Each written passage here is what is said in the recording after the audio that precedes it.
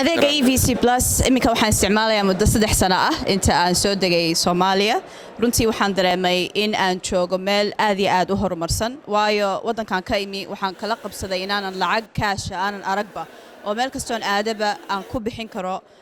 adeegii aan isticmaalay si qaab casriyaysan oo teknolojiya oo mobilka ka bixiyo marka adeega EVC runtii waxaan ka dareemay in uu casriga uu maanta adduunku marayo inuu la socodsiiyay shacabkeena Soomaaliyeed taasi waa mid talabaad wuxuu aad iyo aad u fududeeyay qofku inuu meel kasta uu joogo meel kasta uu marayo uu access u leeyahay lacagtiisa akaanka ugu jirtay inuu kala wareejin karo qofku doono u diri karo sidoo doonana u isticmaali karo si aad u fudud oo u dhaqso badan maanta